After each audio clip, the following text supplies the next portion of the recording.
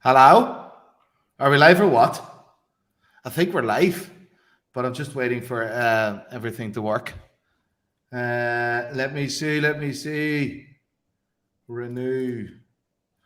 This is actually the. Oh, I need to switch that off. It's actually the first time ever. The first time ever with a proper setup and a proper camera without any help from technical people, right? So I want an applause for that. Can I have an applause here in the comments right now, please? Please.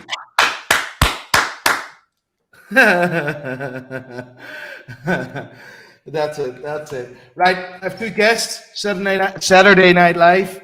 I have two guests. We're gonna have a bit of fun. Let me see if this works. This seemed to work. Applause. Right. Done. Done. And bro, let me see if everything is working here on my end. It seems to all be working. Guys, welcome. Just want to introduce you to two absolute fucking legends. Two absolute legends. Are you guys looking forward to that? Right? Please say yes. Yeah, thank you. All right. We're going to have a drink. We're going to do a giveaway. We're going to talk watches. We're going to talk shite. I have some really, really good questions. If you guys have questions as well, please throw that in the comments. Right? Hope everyone is well. And let's look at some comments. Let's first introduce the first guest. And that is my good friend. Oh, there he is. Andrew. Hello. Hello. Hello. Oh, there's George as well at the same time. Fucking right, son. Fucking right. Let's go. Let's go. Oh, fuck. Big news. KSI won the first fight. Ooh. Is this anything you guys follow? What's a KSI? What is a KSI? What? You're worse than me, mate. That's still seriously injured, isn't it? KSI is the biggest UK YouTuber, an unbelievably nice guy as well. Really cool, and it's that YouTube boxing stuff. What do you think of it? Nothing about YouTube, so are you going to do one yourself, Nico? I don't think there's a category where I can really compete in. Yeah, but aren't you like the rock star of YouTube? I mean, like, come on. I want to be a ring, kind of watching, this fight unfold. Are you saying you just want to see someone beat the crap out of Nico? Is that what you're saying? No. No one beats the crap out of me. Yeah, but you couldn't. Listen, as soon as they introduce the heavyweight division, so not the heavyweight division, the heavyweight division, I'll be in, mate. I'll be in. There's not a division good, heavy enough or strong enough, for me actually. So that's is there like a swearing class, perhaps? No, it's just I'm just a fat fuck, mate. That's the problem. That's the problem. But I can move. I can move. No bother. Hey, guys, have you been playing some squash or something recently? What? I keep on seeing a G-Shock at a squash court, so I'm very happy. Yes, I play squash. I tried to lose weight, so I play squash, right? Very tough, by the way. Very tough. I recently bought a table tennis table with a robot. That is funny as fuck, mate. It literally shoots balls at you. It's fucking hilarious. You can genuinely, you can have 3 balls a second being shot at you. Nah, mate, you'll be moving. So there's something to say about you having ping pong balls fired at you, but I won't say it. Say everything, please. Say everything. But it's great. It's great fun, mate. It's great fun. So trying to do that, but it's if I look at a photo of the thumbnail, so the thumbnail that we just put up for the live stream, if you look at that, I'm a skinny bastard. I'm an absolute skinny man. Unfortunately, that's not the case anymore. But I need to start working on that again. I need to start working on that. Right, guys. First introduction. Basically, a gentleman that doesn't need an introduction. George Bamford. Can I have an applause for George Bamford here, please? Right, that was a really quiet fucking applause. and I didn't even fucking anticipate it. Myself, I'm like, how depressing is that? That is quite depressing, to be fair. But suitably polite British applause there, isn't it? aye. Right, George, please correct me if I'm wrong. We've in recent. You're totally wrong. Totally wrong. In recent months, we started talking, but I know your story very well. Whenever you started in the watch industry, you were sued left, right, and center by watch brands. Nowadays, they ask you for their advice how to do things. Introduce yourself, please. I'm George Bamford from Bamford Watch Department, Bamford, London. And yeah, you're kind of right. I wasn't loved by the watch world. I don't think there was any of the legal side, but I wasn't loved. And now there is a hell of a lot of love. Well, I'm enjoying actually officially working with brands. So I officially work with the LVMH brands and loads of other brands, from G-Shock to Frank Muller to I can list a few other brands, but I love working with the brands and working inside the brands because it is so cool to be liked. As you know, Isn't it? It's kind of nice to be in the sun. So it's kind of one of those things. I mean, Nico, you know it. I mean, like the amount of subscribers you have and the amount of views you have. I'm like you keep on dropping the mic on everyone. So it is that kind of thing. So it's a true honor to be here and kind of chatting to you. I mean, I got the text a few like 3-4 hours ago, and it was just like, "Hey, George, do you want to be on this?" I was like, "Hell yes, I'll drop everything." All right, I appreciate that. Appreciate you coming. First of all, I want to introduce you to the audience. For me, very important because we're going to do a video together very soon, which gives you guys a bit of a context as well. Next to that, you're a mad cunt, which I love. I know your story, and I don't. I wanted to get to know you much better as well, and I've heard so many mad stuff about you, and I fucking love it, mate. You're a very colorful person in a very formal industry, and I think that is something that like where I would call myself as well. You see what I mean? And for that fucking credits. Then last but definitely not least, the voice of the watch world. The voice of the watch world. Probably the best storyteller on YouTube. Andrew. Thanks very much. Don't be shy now. Oh, well, it's a very kind of different story to George's in the sense that we just started doing something when no one else was doing it and people liked it because that was the only thing they could go and see. Very different landscape now, lots of people doing it, but it's really, really great to work with different people who have grown up alongside us. And every time, like talking about being liked, every time I talk to someone like yourself or say like Teddy or whoever, and they say, "Oh, your videos inspired me to kind of really push and grow," it's just like, oh wow, that's awesome. Like it's all about leaving a legacy, even if it's a small one, and to have that sense that people have respected your work and have been inspired to do their own because of it is like, it's just fantastic. It really is. Ladies and gentlemen, this is Andrew Morgan. Of course, you will know his voice from the Watchfinder YouTube channel. Recently, till recent, the biggest YouTube channel in the watch world. Till recent. I'm sorry, mate. I'm sorry. You can't have lifestyle anyway, so it's all right. Let me tell you one thing. The YouTube channel that probably for me is the most informative and the best YouTube channel to learn about watches. Recently, he started his own YouTube channel, which I'm going to put up, and I'm going to ask all of you guys right now to to subscribe there. A face reveal. It is the man behind all the videos. So I'm going to pull that up. Let me see where you are. There you go. Andrew Morgan Watches. How do I share this? I'm absolutely fucking oblivion to this YouTube stuff. Normally I have technicians around me that help me out, but I'm not as lucky today, unfortunately. It's a share screen. I hope I share the right screen, not the fucking Pornhub screen. Let me see. Guys, ask you very, very kindly to subscribe here. Andrew Morgan Watches, the man himself. Thank you. Yeah, I saw McLaren and I thought, yes, I'll have some of that. And now I'm just waiting for the inevitable cease and desist. Well, I think it's freaking Right. awesome. And Thank what you. you have That- done at Watchfinder is freaking amazing.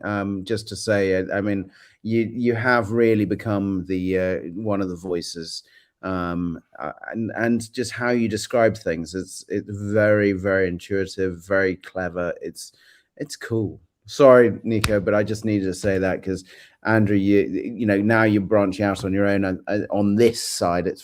That's awesome as well. Thank you. Listen.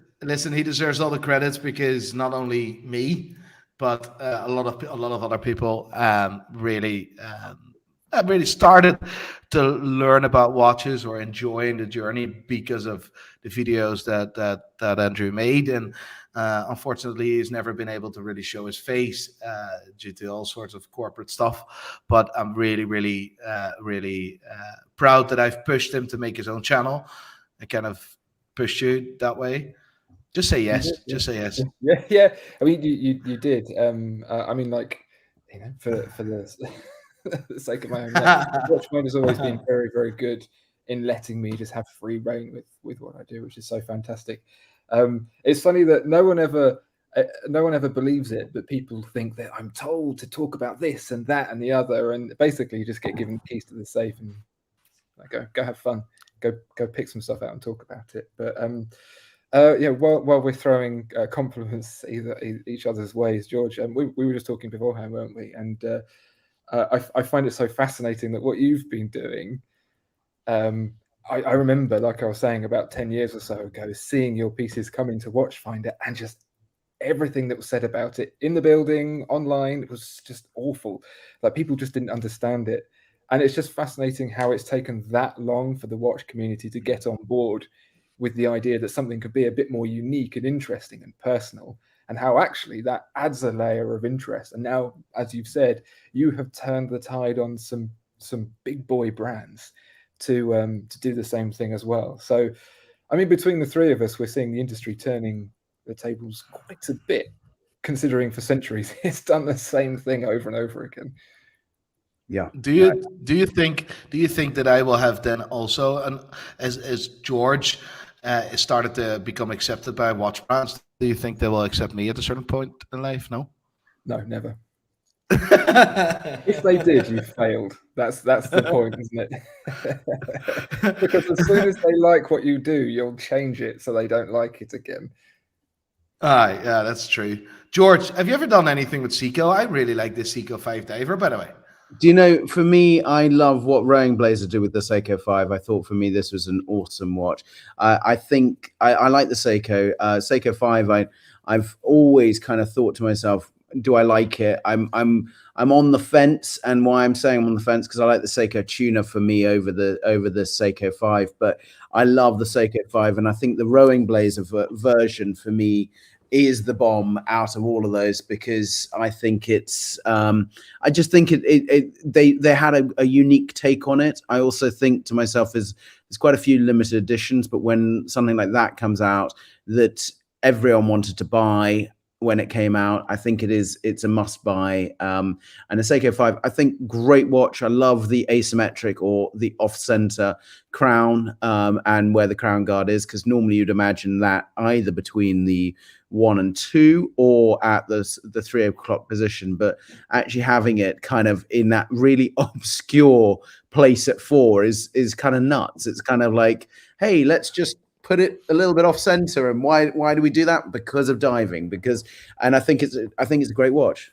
Andrew, what do you think? I mean, I absolutely love Seiko, and one of the main reasons I love Seiko is that you can grow through Seiko from right out of school. You can save pocket money doing paper round and buy an Orient from the Seiko group. You can move into a Seiko, Grand Seiko, the higher end Grand Seiko's Cradle, and you can end at the top end with Philippe Dufour levels of finishing, all within that one group. And I would say as well that the Seiko 5 is the offspring of probably the last functional used mechanical dive watch, like that people actually use, because it was affordable as well as incredibly rugged. And so if you're someone who really likes to buy a product, not because it's a luxury, but because it's like a thing that people use, that's the closest you're going to get to it, as opposed to a Rolex. People stop using Rolexes sooner than they stop using Seikos. And the amount of colorways that you can buy them in is just unbelievable. It's almost overwhelming. And in fact, that's the only criticism that I'd level at Seiko is you hit their website and you go, oh, which one should I pick? And then they show you thousands, and then you go, oh, and then you give up. That's the same. That's the same with Grand Seiko, by the way. Have you ever seen their website? 90% is dog shite. 10% is quite nice, to be fair. I'm just saying this. Oh, quite nice. That's an improvement from. Listen. Credits where credits are due, but like, to be honest, I can just open it up right now and just prove a point. Or have I proven this before? Anyway, I'm gonna do it regardless. Oh no, that's Beaver Brooks. That's something else. How do you do this? I'm still trying to get used. I can't wait to watch what you've been looking at. I'm trying to still trying to get used to Windows. It's a fucking. I got this whole gaming setup, a streaming setup, because I have a Discord with like 15,000 members. By the way, go to the Discord now, Joshua. If you can plug that for me, that would be very much appreciated. You are going to have a heart attack if you start up any more business ideas. Probably, but like, look at this. What is this? This is lovely. It's lovely. It's lovely watches. 72 grand, 52 grand. Now that's I mean, let me go to collection. They changed their website recently. Oh no! Yeah, has your point fallen down a little bit there? Is someone been watching your YouTubes and everything that you've been talking about, and now gone, hey, let's change it. Everything falls to shit right now. Oh wait, the thing is about Grand Seiko is that my inbox goes ping with a new one basically every day, and I love most of them, but I can't keep up with it. I can't discover all watches. There we go. Like, I mean, what is this? What is this for 17 grand? What is this? You don't keep scrolling. Yeah, I'm trying. White one. It just reminded me of the Tag Heuer brand new Aqua Racer that I just thought was amazing with that blue and white bezel. 17 grand, ladies and gentlemen. 17 grand. It's cheating if you look at the chronographs. No one likes the chronographs. Look at the other things. No, everyone likes chronographs. Definitely mono pushers. That looks all right. Look at that. This was Zenith. Remember the most horrible Defy ever produced? Yeah. That black thing. Yeah. The previous, wasn't it? Yeah. That was when this. I forgot the name of the CEO at the time. I think he was fucking drunk or something. Yeah, the guy with the eagle. That one. This reminds me of that watch. I swear to God. I think Dufour was the guy that went, because he went over to somewhere else from Zenith. I forgot the name of the CEO, but he was a fucking mad bastard. I think it's the guy that you're thinking of. Oh mate, fucking hilarious. But I remember I actually bought one of those ugly, horrible things for like 200 quid for like $2,000. But at the time they were like this limited edition one. They retailed at fucking 20 grand or something. It's mad stuff. By the way, Chris, thank you so much for your super chat. All the super chats will go to a good cause. We're gonna choose a dog sanctuary again this stream in Northern Ireland. This is most probably gonna be a doghouse sanctuary in Newtown Ards, in Ards for the people in Northern Ireland that are watching. So thank you so much for your support, Chris. This is for the doggies. Really appreciate that. Thank you. Right. Let me take this off because before I get nightmares. I don't want to get nightmares. You cheated. You picked the chronograph and then you wouldn't go and look at anything else. So point definitely not proven. But listen, I don't know what they're talking about their website, but recently they upgraded it, I think, because if you go to all, like, there's a page somewhere on the website where you can view all the Grand Seikos, and it's like 80-90% is dog shit, and then you have some really, really nice pieces. Yeah, they really do. They need to learn how to pick and choose a little bit more when they're doing the old prototyping and stuff. But yeah, when you find one of the really good ones, they are just exceptional, second to none. So my quartz Grand Seiko, I think, had an RRP of around 2K, and I purchased it for around half that. I put that under the macro lens, and the quality of the dial was better than the Royal Oak I had before. The quality of their dials is unreal. That's the thing. Is and everyone says it, but sometimes you fall asleep when you're kind of on design and some of the things. Some things that you kind of knock it out of the park and you go, wow, they're amazing. But other things, I think Nico, you said about something being dog. I probably would agree, but some things are freaking cool. And I think that's with most brands, that not every shot is a winner, but you want it to be a winner. Yeah. The thing I love about it the most is they haven't just taken a watch they've been making forever and then just turned it upside down and gone, done, painted it green. Oh, man. George, can I ask you a question? Yeah. What is the first watch you ever customized and sold? Do you remember that? Well, yes, I do. Well, the first ever one I probably customized was the Breitling Navitime that I took to pieces and then put back together. And when I was kind of I got given as my parents gave it to me for my birthday. No, it was for Christmas actually. And then I took it to pieces. And then Boxing Day, it was on a towel for my, I think it was 1995, so fucking ages ago.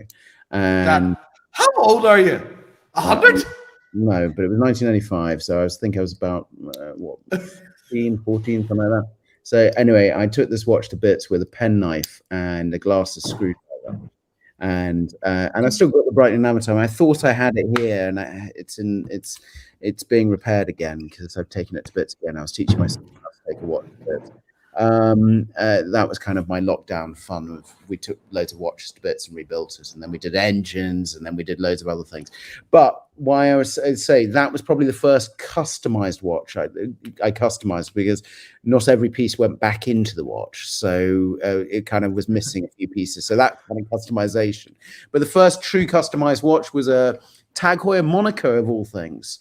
And I brought it back probably maybe 6 years ago. I brought the watch back from the customer, and it was one of the first ever watches I sold, and it was my first. Do you remember how much money you made on that watch? I think probably about 700 quid. And I thought it was. I was like. And this is when Hotmail was how we communicated. MSN. So, MSN Hotmail. That was so, and that's so. I know you're taking a piss out of me being an old fart, but it was one of those things. So that's how I started out. And honestly, how did it start? I wanted something different, and I had a Monaco. And it had been given to me by a friend of mine, a friend of mine's father, and he'd won a kind of car rally or something, and they'd given it to him as a gift. And he went, "Oh, you can have this as being my co-pilot." Basically, I didn't throw up when I was when he was rallying around this kind of thing. I was sitting there just going, "This is awesome." So he gave me the watch, and I was like, "This is freaking awesome." And then when I was doing some research, and I'd got an old Heuer book, and there was something called the Dark Lord, and I wanted the Dark Lord. And so I was just like, how do I do the Dark Lord? And at the time, I used to flip watches, and so I used to change straps and things like that. And I found a coating and basically coated it black. And that was my first ever. And then someone said, "Oh, I'll buy that off you." And I was just like, "Oh." So basically, I probably made a lot more than 700 quid because, but my profit was 700 quid. Fair play. Here, just a few super chats. Any thoughts on doing a beginner guide to collecting video? In a week, there's a video coming up with a collecting. It's not a beginner guide, but it's building a collection with a certain amount. So it's a new type of video that we're doing. Really appreciate the super chat and the support for the dogs. Every single penny will go to the dog sanctuary here in Northern Ireland. So Daryl, thank you so much. Really appreciate that. Question for all three: best diver watch. Right? Can I, before you guys are gonna steal my lightning and thunder, answer this one first? It's your show. You do what you like. Oh yeah, that's true. That's fucking true. There's That's a nice only. diver you could pick. Fuck off, Shay. There's only one dive watch, really, right? And that's the Sea Dweller. That's the only dive watch. That's the only one. Only one anyone ever need. No, not the deep sea. I'm talking about a normal Sea Dweller. Why the fuck do you need a deep sea? Blow prof. What I love about that Ploprof is how Omega were like, Rolex keeps being scrappy and just like bolting bits to his existing watch. We're going to really show them. And then turned up 5 years late with that. I'm sorry to say, this for me is the flex. And you know, the thing is that I love this, and I love also the new Hoya dive watch that I really love how that crown pops. And also Omega's kind of big dive watch. So for me, you know, but this one is the one that makes me kind of smile because it's so fucking ugly but so fucking cool that you know it's a different watch, and you know that someone's going to wear this is actually going to go diving. You know, your watch is someone that's kind of going to be like, hey, I'm going to go into a swimming pool, but I'm going to leave it on the side just in case it can't go into the swimming pool. This is like, hey, motherfucker, I can go into a swimming pool, but I can actually dive through the swimming pool, and I'm kind of like deep diving now. Do you wear it over your sleeve or under? I you know, honestly, I haven't worn it for swimming for ages because But honest question. Do you remember when you bought this? How many years ago was that? So this was freaking years ago because I used to trade watches in New York. I used to live in New York, and so I used to go to flea markets.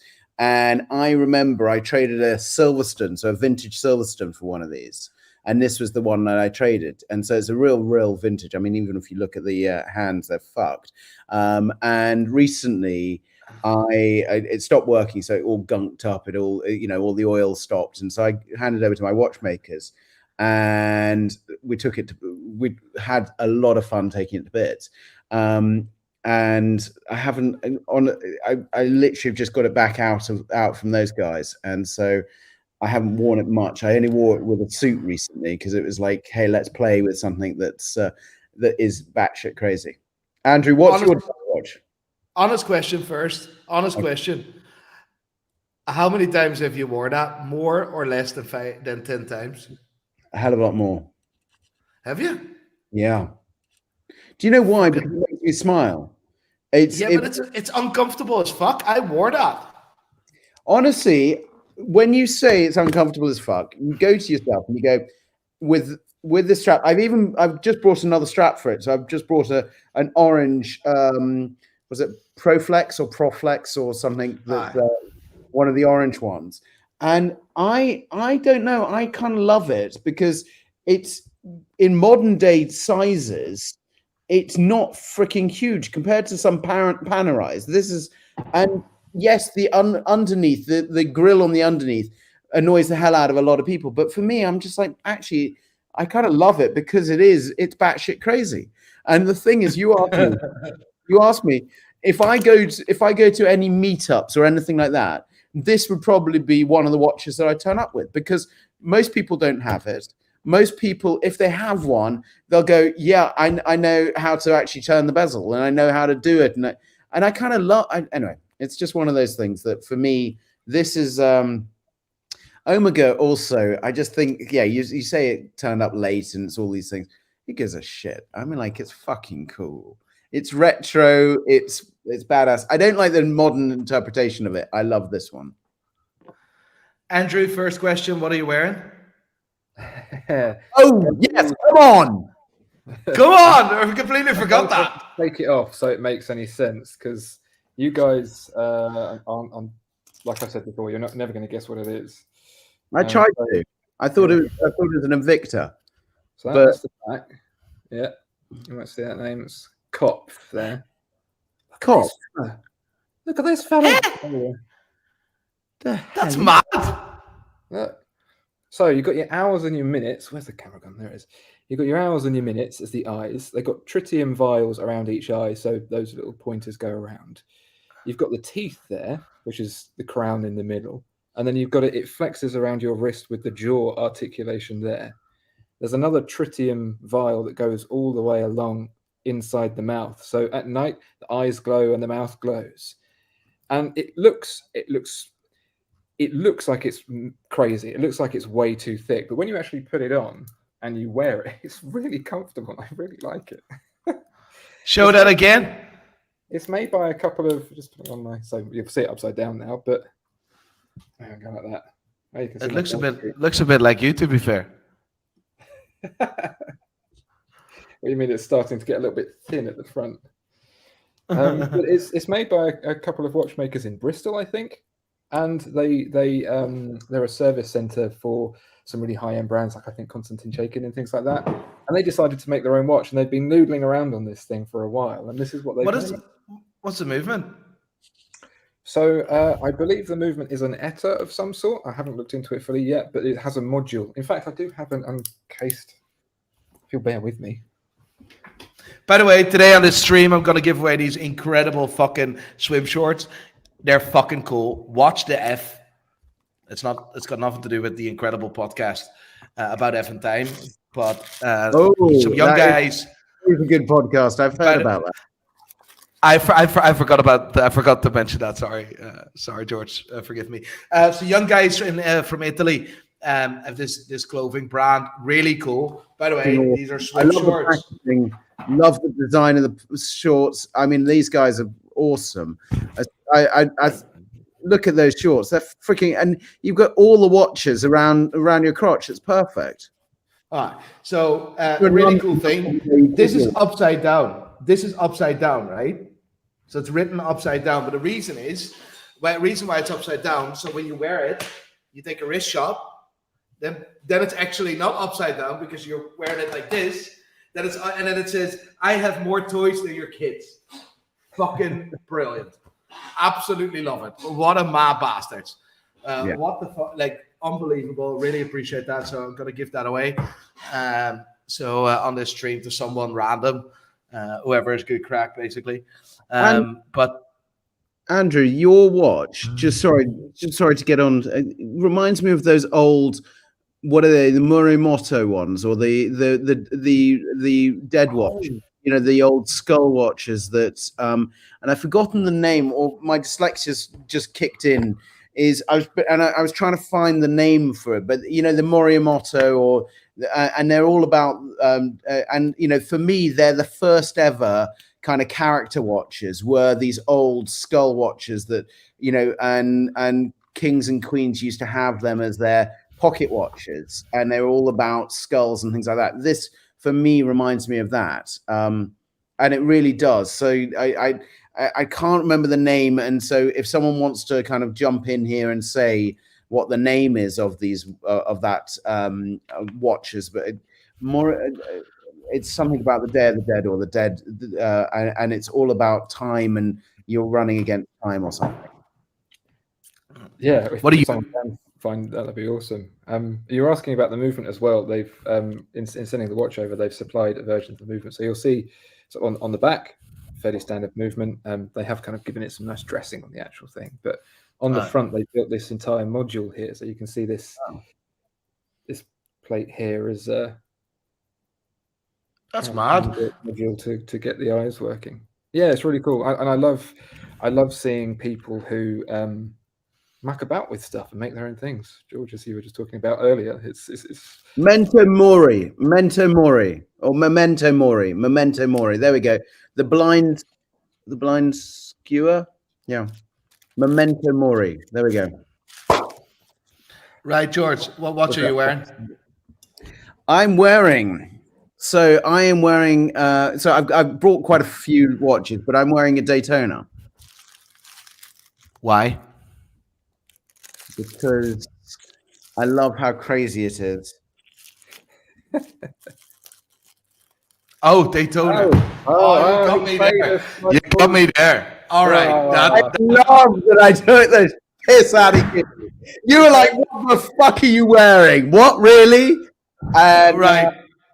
I asked you to bring some quirky shit and some fun stuff, and he fucking. That is class, mate. I mean, like, no, but I love that it's called a Daytona. I mean, like, how fucking cool is that? And What is it? and it's just Can you tell the history? The history of that watch. go on, Andrew. You're better at telling me the history of this watch, or not? No. No, news to me. News So to me.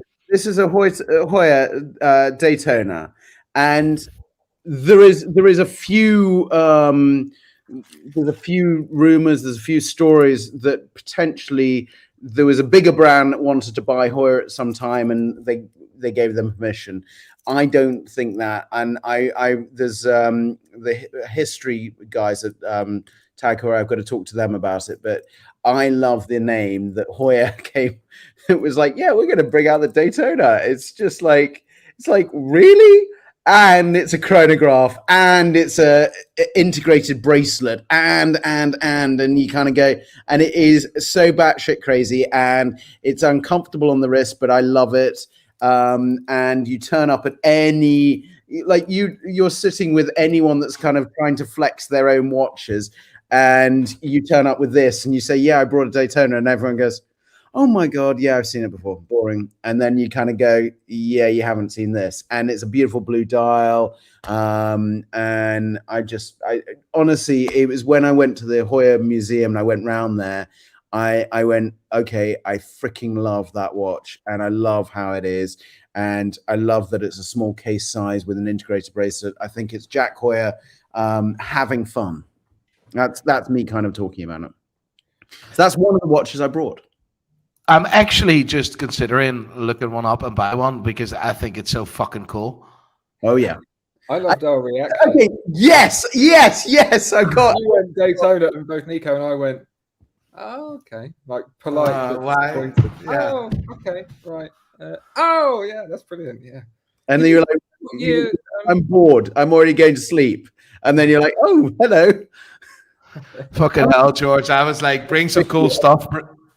Brings a Daytona. I thought it was to wind me up because I recently decided to not wear Rolex anymore. Yeah. What do you think of that? What do you think of my like? I have these fucking stupid principles in my head, and then I just.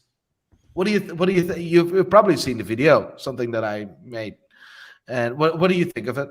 I'm pretty certain Rolex will be fine with it, but yeah, Rolex will be fine with it. Like, are you still going to wear a Tudor? Yes. Yeah. I'm that much of a hypocrite that I will wear a Tudor now. What watch is on your wrist? What are you doing today? 26331 Panda. AP. Now, see, for me, that is an execution in integrated bracelets. It's and even the balance of the weight of that watch. I love APs, and I think that they are a flex. I haven't brought an AP today. I brought some other weird crap, but not crap. I've just brought some other weird things.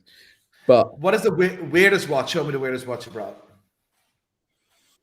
By the way, just in between, guys, I really appreciate all the super chats. Everything is going to the Doghouse Sanctuary or the dog. Like normally, we choose a dog. It's called the Doghouse Sanctuary, but this time, because we've supported them with a lot of money, we're going to choose a dog sanctuary in Newton Arts in Northern Ireland. So I really appreciate all super chats. I see them all, and I'll try to pick from it. Listen, I really appreciate that. Show me Zenith. I saw Zenith.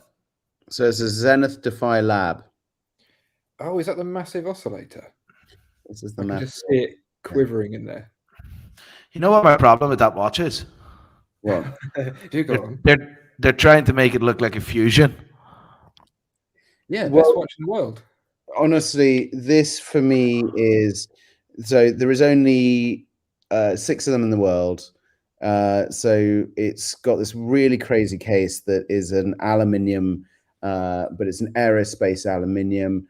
It's got the wackiest oscillator, and when I was signing my contract with LVMH, I saw the prototype of this, the sketches and things like that, and I don't know why I just went, oh, I want that, I need it. And so when it came out, they'd done everything, so each watch had a certain color to it. So each one out of the 6, I think, or 10, there was only one per person, and it was certain colors. And so anyway, for me, this was all done for me on the black on black on black. So it's kind of a little bit unique, and it's one of those that it started my contract off in the right way. So that's kind of my story. It is batshit crazy because I've only come across 10 people that have got this watch, and I've been at 2 suppers with Zenith, and there has only been 4 people that I've met that have got this watch. So I'm very happy that it's kind of one of those that's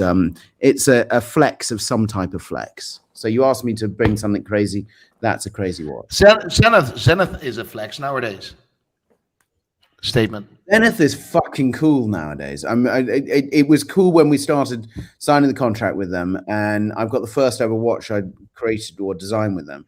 And I think these brands that have so inside COVID or the COVID times, I felt that Zenith, Girard-Perregaux, and IWC really did, and maybe you can correct me on this, but or add another brand. But I looked at these brands that the CEOs came front and first and really fought for their brands. And you think about, Chris Granger from IWC, Patrick Pinnell from Girard-Perregaux, and Ulysses Nardan, and Julien Tonnet from Zenith.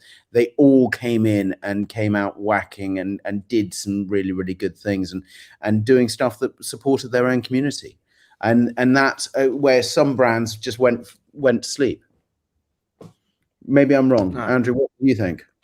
Well, I'm wondering what you guys think of the Chronomaster Sport and how Zenith took that very sort of obvious punch at a kind of an easy pickings market that wasn't able to be at Daytona. Hell yes. I think it's a clever move. Honestly, I think it's an amazing move. I think when you see some of the other pieces that they brought out and some of the pieces that are coming, you kind of go, yeah, why not? If there is a waiting list for a watch that is out there, and you've got legitimate kind of, what would I say, legitimate kind of grandfather rights on something, I'd go, hell yes.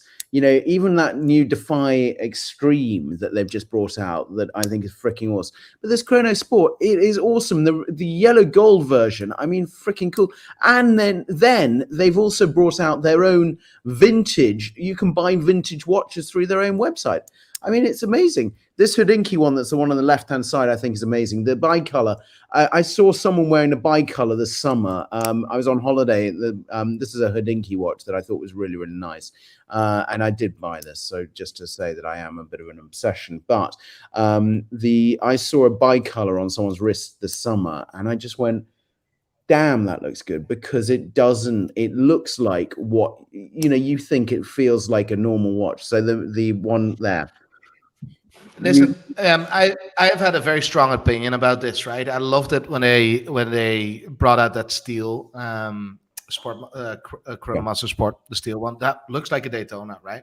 Whenever they brought out the full gold one and the golden steel, I just felt a bit awkward that it started to really look like Rolex. They really done this on purpose, right?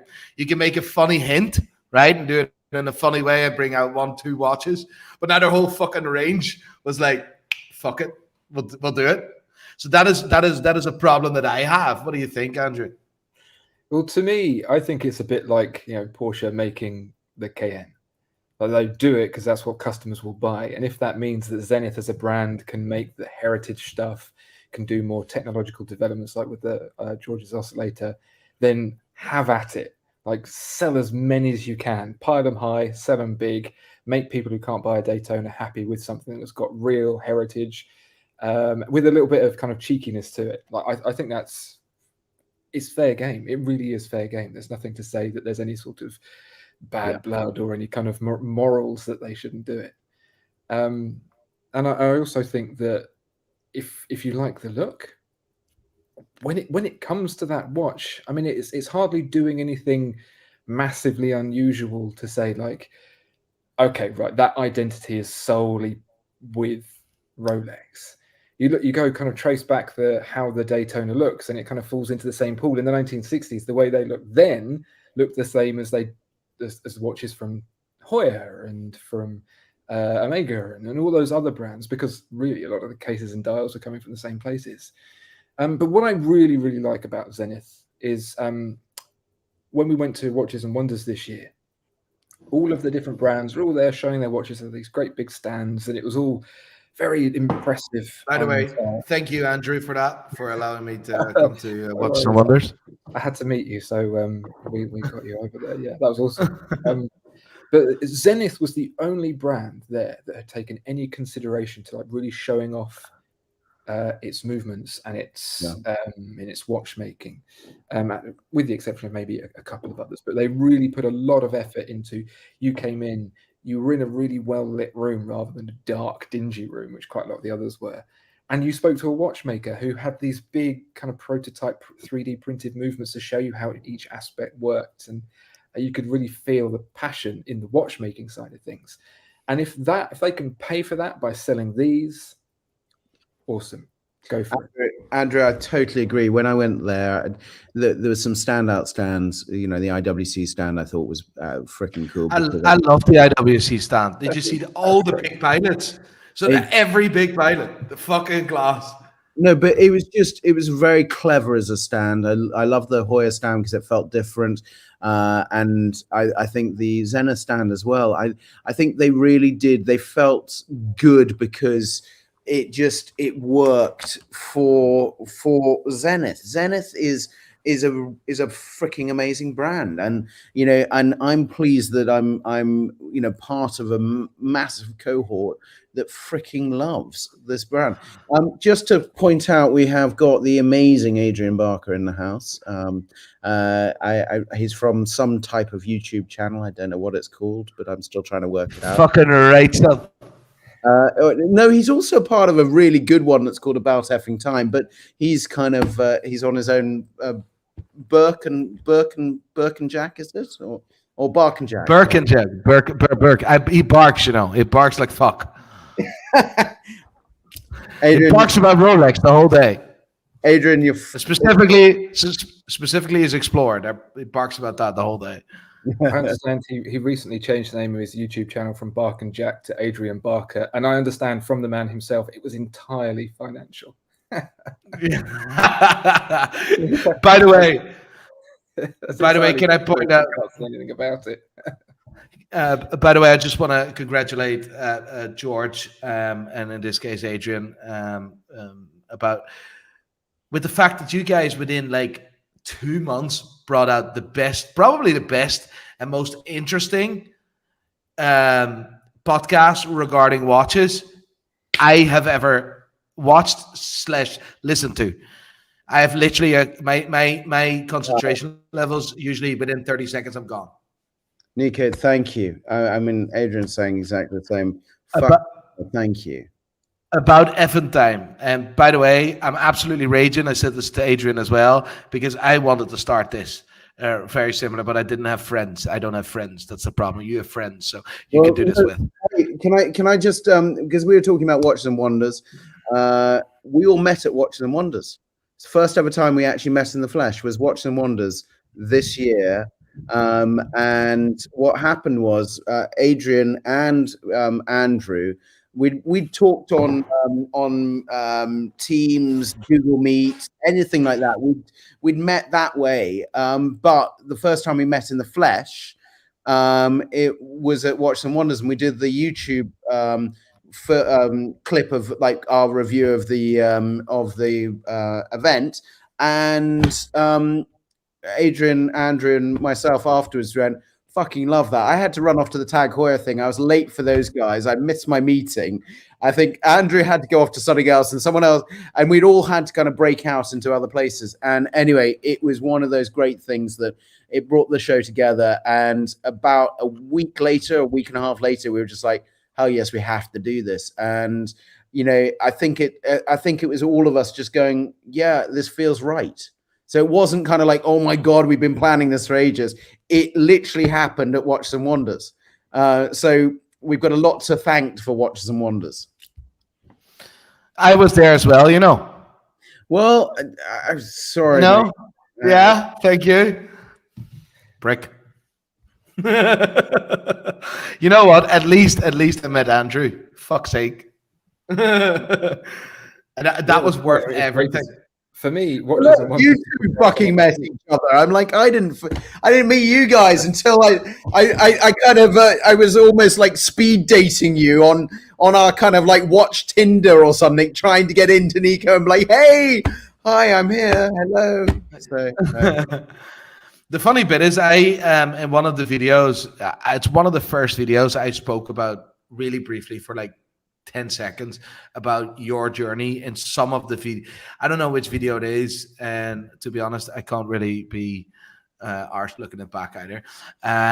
But I've spoken about you in a funny way, because it's actually quite funny. Because, well, am I correct, right? And please ignore the question. No, don't ignore the question. Answer it regardless. You were did Tech Heuer tried to sue you for customizing watches, and now all of a sudden, years after, you no. So tag. So my information was wrong, basically. Your information's shite. But anyway, yeah. just you know, I'm just kind of annoying someone with a Joe Preppy because he's got one. So that's a kind of just so you can flex that.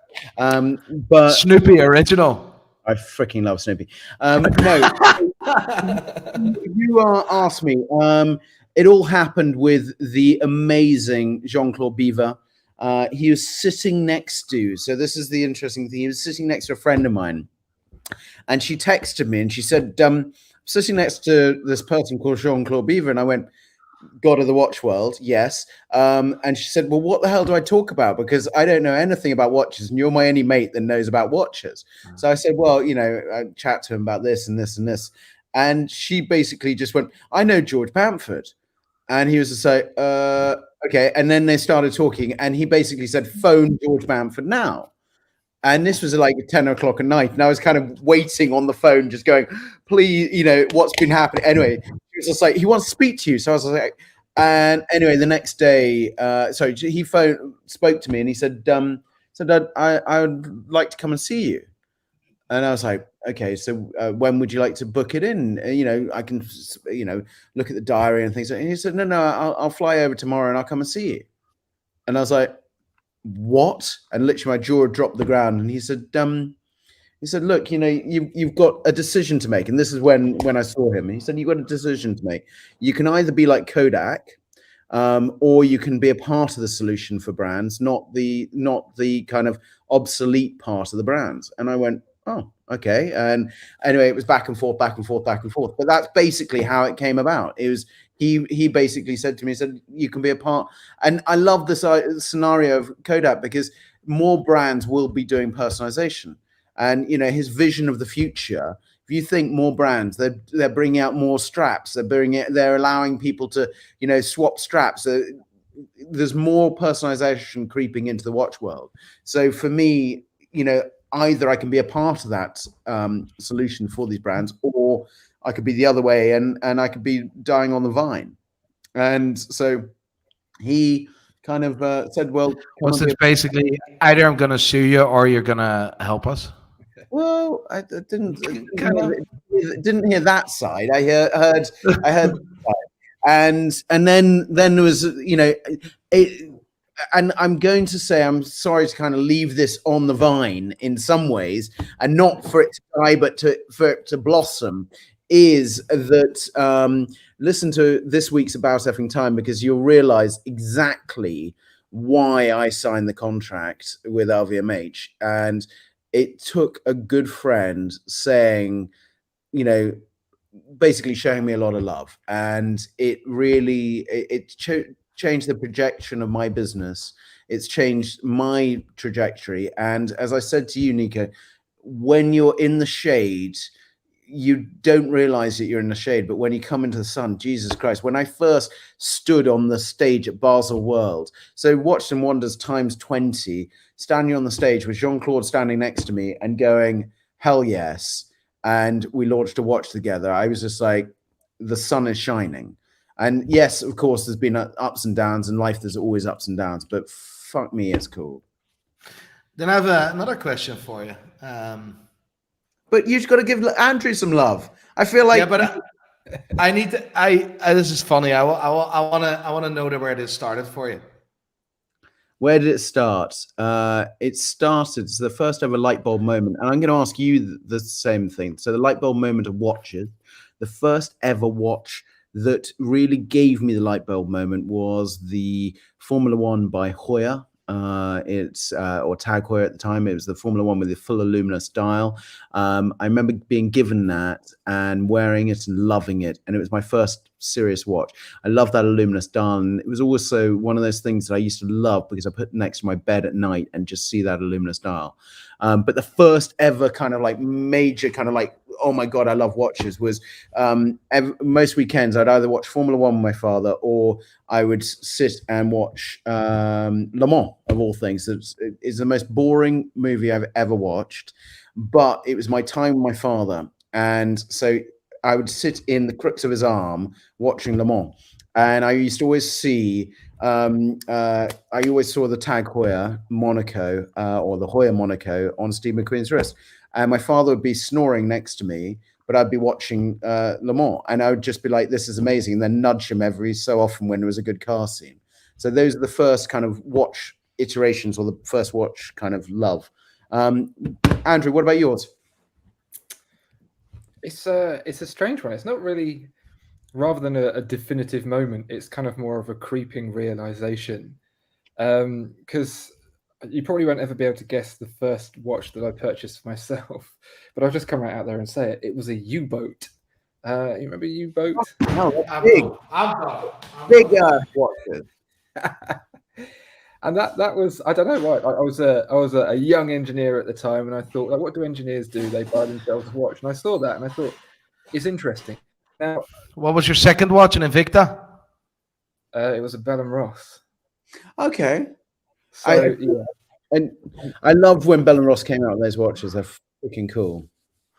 And because that kind of tied in with the love of aviation. There's something about the U-boat, kind of this big steel case and orange markers and stuff like that.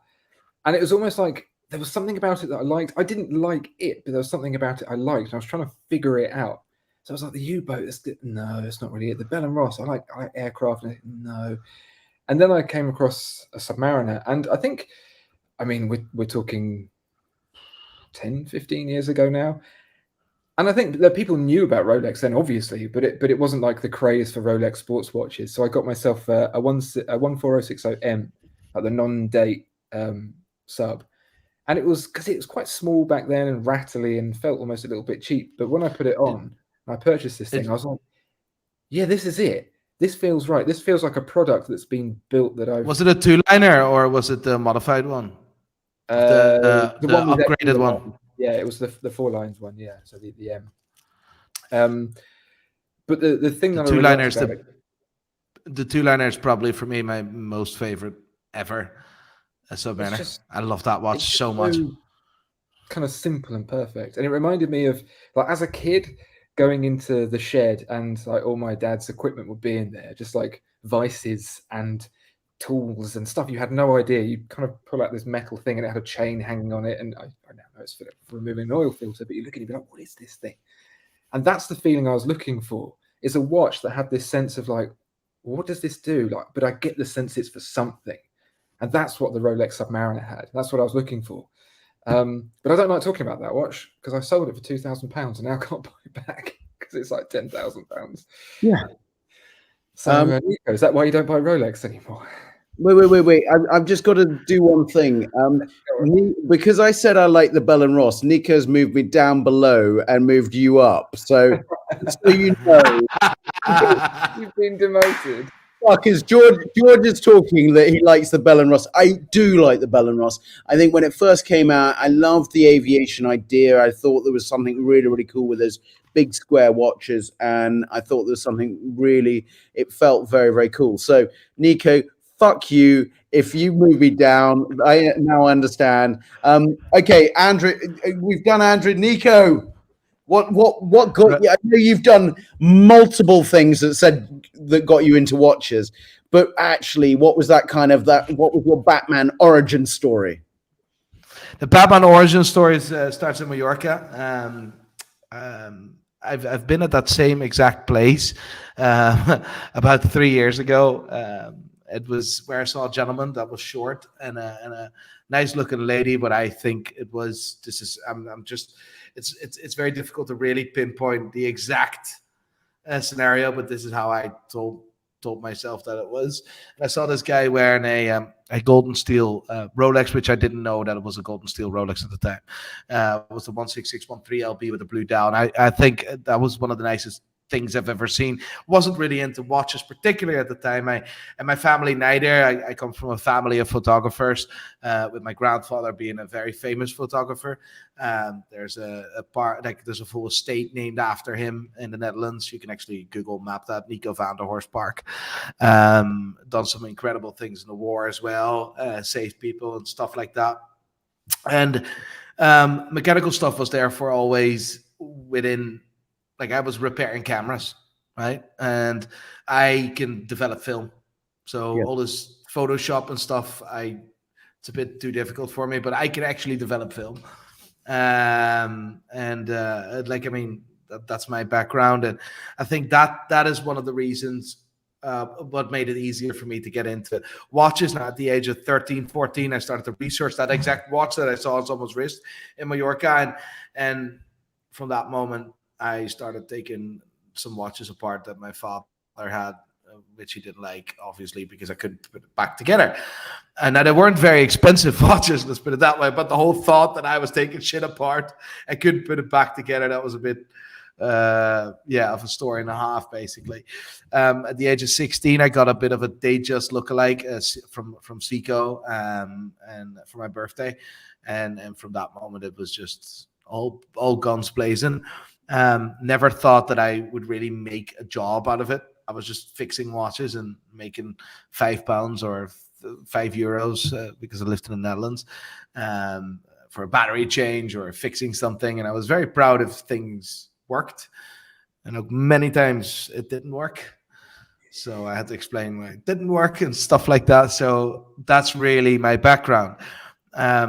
And for me, I always had a dream to get into the watch world, but never really had the possibility. I moved country, didn't have any money to my name, and needed jobs. And then all of a sudden, you get into adulting, and then time flies. Like, I mean, you have a job, you need to pay rent, you have a girlfriend, you have a dog, and all of a sudden, you can't really. It's very difficult to then go and pursue your dreams. And that for my case. But at a certain point in life, I was just like, fuck this shit. If this is life, I'm done with it. I'm going to do what I love. And everyone can go fuck themselves. Quit my job. Done that. Fuck it. Took a 20,000 euro loan and said, I'm going all in. And even if I can't pay the fucking 20,000 euros, fuck it. What do you want to do? Fucking take the clothes off my back? What the fuck do I have to lose, So that's how I really started my business. Started my Instagram account on the 1st of September 2017. And now we have approximately a team of 20 people selling watches all over the world, and a YouTube channel and stuff like that. It's berserk. You are a fucking rock star. And you are, and inspiration. And the fun thing is that, and I know this sounds strange because I come from the photography world. So I studied photography. I was, so I think when I come and see you, I feel like you and I need to go to a, what's the best way? We need to go to a dark room and go and have a bit of fun. And I know that. That would be unreal. I have a collection of cameras with Leica R3 Safaris and all sorts of things like fucking mad Hasselblads, shit you never see. Okay, I'm still listening. So... I'm still listening. He's doing a runner, ladies and gentlemen. I think I touched the sensitive. What do you call that?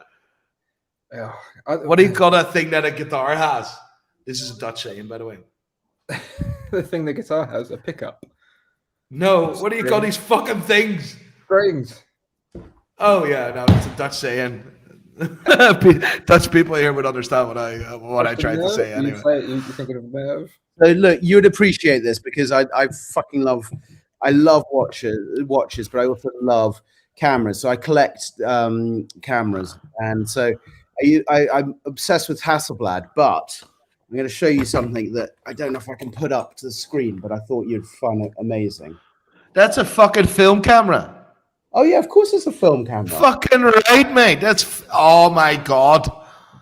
So that's unbelievable. So maybe I'll bring the laptop down to show you. Does that work? That's class. So it's a Leica, and it's a full Leica set.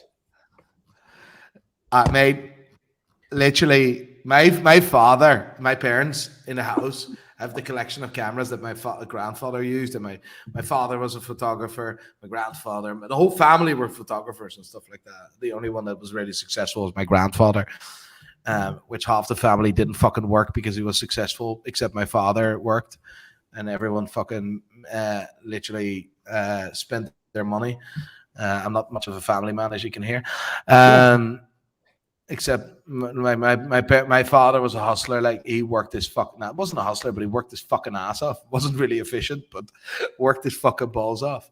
But his collection of cameras, that's something that I'm gonna inherit, right? So I already envision like where it's gonna, like how it's gonna be, and that's just me as a kid being back to when my grandfather brought me to the dark room and started to show how film works and how you can do these special effects, and you put your hand in it, or you put fucking, you see, you're not your hand, but you can literally show your hand on paper, and unbelievable. And you can because I studied it as a master printer, so a master wanker, but master printer is the best way of saying it. And I went to university for it. So for me, photography was meant to be my profession. So I think the same with you. Photography is meant to be your profession, and the bright lights and kind of different things kind of took you to other places. So your story is fucking awesome. It's so bizarre how kind of people who like watches, it just all seems to go back to taking things apart, taking pictures of it, and just noodling about. Like, there's something about the mind that likes watches that just can't be satiated by sitting there doing nothing. You just have. There's three things, Andrew. There's three things in that, right? What you're saying is absolutely correct. There's three things in that, right? First, cars, watches, cameras. Yeah. The difference is that my camera is attached to the end of a telescope, and I take pictures of space with it. But it's the same kind of like. What? Tell me. Logical. If I could share a picture, I would. But you're fucking amazing. I share. How can you share it? How on earth do I? If I WhatsApp you a picture, because I'm so useless with social media. But it's the same thing. It's just like this obsession with detail and perfection and fine tuning and kind of testing and learning. And I just can't help myself with it. I'm going to go silent when I find this because I can't talk and navigate at the same time. No worries, mate. No worries. Here, George, are you looking forward to come to Belfast, by the way? I can't wait. I really can't wait. And I got married, actually. I got married in Limerick, so I know that's not Belfast, but I love Limerick. There's nothing in Limerick, mate. Limerick. Sorry to say. There's nothing in Limerick, mate. There's absolutely nothing there. I'm sorry. But what happened to my family are from there, so fuck you. I love Ireland, and I love going over, and of course I love Ireland. My wife's family are from there, so of course I love Ireland. So and Belfast is awesome. So honestly, I can't wait. Have you ever been in County Kerry? Yes, I have. County Kerry is probably one of the most beautiful places this world has ever seen. Yeah. I have ever seen, and I've seen good part of the world. No, I agree. I totally agree. Now, I want, I said to you, I want to bring some weird things because I want Yes, to yes. do something else. 'Cause whilst Andrew's trying to find this photograph, Did you take that? wow, Yes, I did, yes. Yeah, that is the That's- Horsehead and Flame Nebula in the Orion constellation. Like In if- the if what you ever- constellation? Orion constellation. I only know a constellation. I only know the constellation from Omega. If you ever get the opportunity to take pictures through a telescope or look through one, absolutely do it. Like Saturn is out at the moment, and you can look through it and you see the rings, you see the shadow of the rings, you see the separation, you see the stripes on the planet. Like you see it's a three-dimensional spherical object, and it's just like it makes you feel about that big, but it's awesome. It really is. look, I freaking love. I'm going to say is I'm kind of Andrew, you fucking rock, but.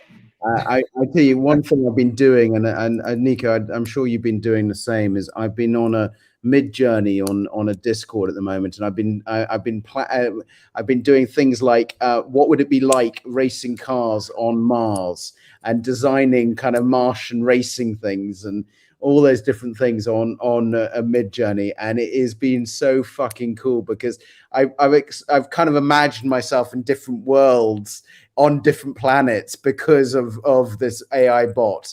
I don't know. Have you been doing the same? Because you're a massive Discorder, Nico. So what have you been on that? I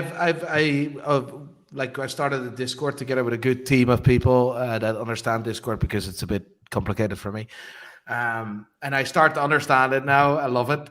We have 15,000 members, making us the biggest watch-related Discord. And every day, let me show you a few things. Let me see how I can share this.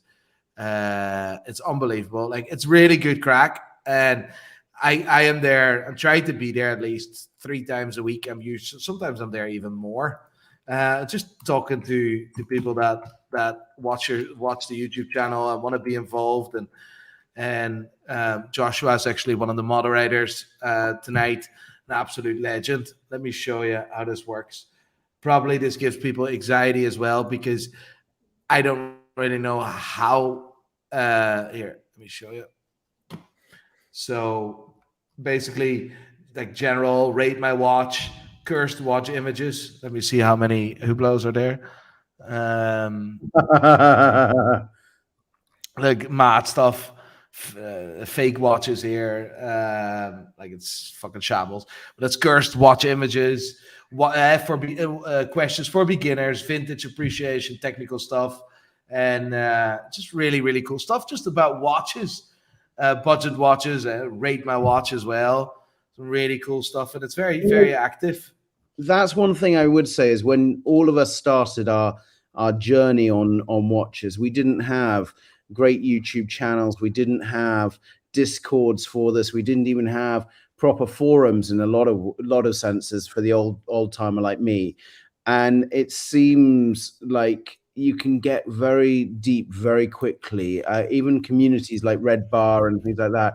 There's some really good people out there that are going to give up their time to talk shit about watches in such a great way. I don't know what you guys feel, but I feel like there's a better community than we've ever had. And seeing on your Discord now, this is, each channel that you've created has been kind of one of those things. And you can start cheap. You don't need to start with huge amounts of money in any sense. You can start with something that's going to make you smile. Start with G-Shocks, start with whatever the hell you want. And I think that's what I've just been seeing on those Discords, and it's freaking awesome. I don't think, I do think because the information is easier accessible than it was in the past, right? People are getting more into it because they get easier in touch with it. It's as easy as, and that's what I love, and what I try to do with YouTube is making the watch. I always say is making the watch world a better place, one watch at a time. Having fun, like you, George. being a mad bastard. Like Andrew is all about. Andrew's a storyteller, right? Yes, a sensible bastard. Because you corporate as fuck. But anyway, I can say that. But anyway, I absolutely love. Like the funny bit is whenever I met Andrew for the first time, I was a bit starstruck, and I told you at the time, because for so many years, I listened to your voice, right? And there he is. It's madness. Show me some mad stuff, by the way, George, before we all get I actually, on the same vein, and I think this is where I don't, someone's just said that they're slightly getting bored of us chatting, so I'm hoping I'm going to change the context. But what I wanted to do is I actually wanted to change the context and talk about things that I think maybe they're not undervalued, but they're kind of they're not talked in the same vein.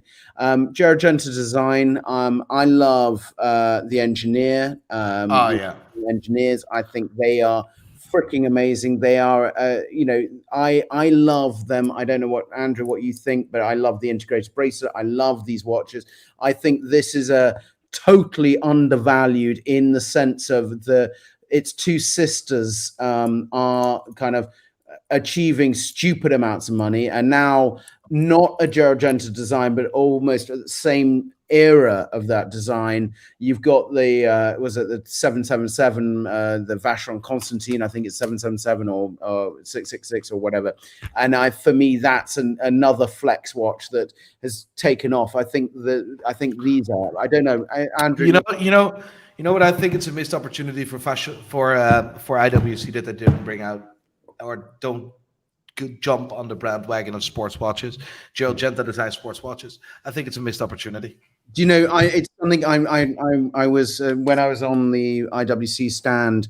I was saying to Chris Granger, please bring one of them out. I fucking love engineers, and I think that the AMG one that they did a little while ago was a poor representation of this, and I think that.